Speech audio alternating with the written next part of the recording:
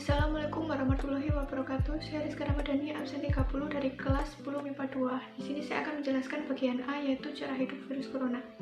Dikutip dari Kementerian Riset, Badan Teknologi Riset dan Inovasi Nasional, virus adalah materi genetik yang diselubungi oleh protein atau kapsid. Cara hidup virus corona seperti virus lain, yaitu menempel pada sel inang.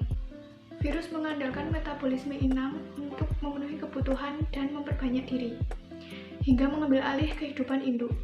Dengan cara hidup seperti ini, virus corona tidak bisa dikategorikan sebagai makhluk hidup.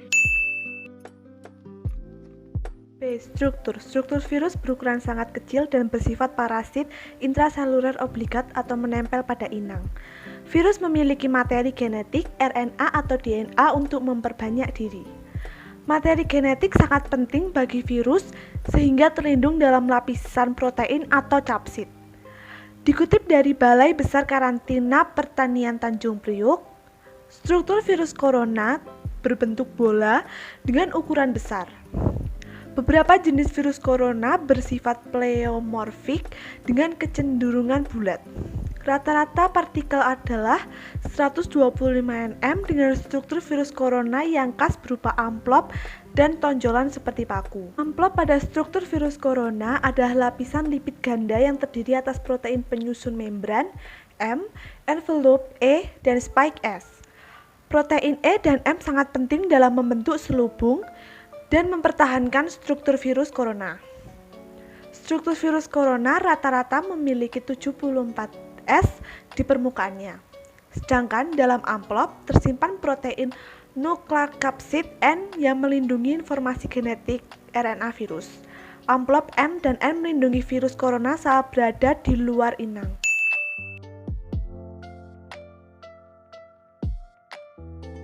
Klasifikasi virus corona. Saat ini ada 4 subkelompok utama virus corona di lingkungan, yaitu alfa, beta, gamma, dan delta.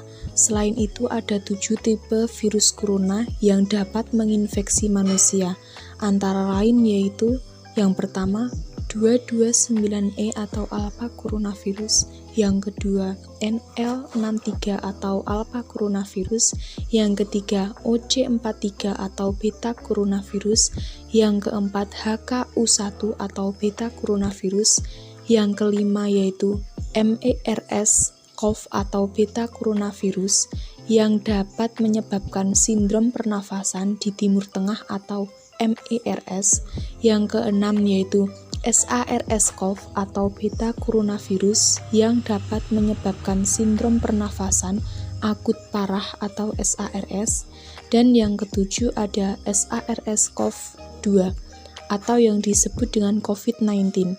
Nama SARS-CoV-2 ini diberikan untuk mengidentifikasi famili virus. D. Gejala terinfeksi struktur virus corona. Dikutip dari situs farmasi UGM, struktur virus corona menginfeksi sel inang memanfaatkan enzim angiotensin converting enzyme 2 atau AC2. Protein pada virus corona berikatan dengan AC2 yang ditemukan di paru-paru, arteri, jantung, ginjal, dan usus. Tujuan seperti paku pada virus corona cukup efektif mengenali AC2 bila mempertimbangkan mudahnya COVID-19 menyerang antar manusia. Enzim AC2 terekspresikan hingga 83% di sel epitel alveolus tipe 2 yang ada di paru. Hasil ini menjawab penyebab virus corona lebih banyak menyerang dan ditemukan di paru. Tingginya ekspresi AC2 jika menjadi jawaban virus corona ditemukan di saluran pencernaan.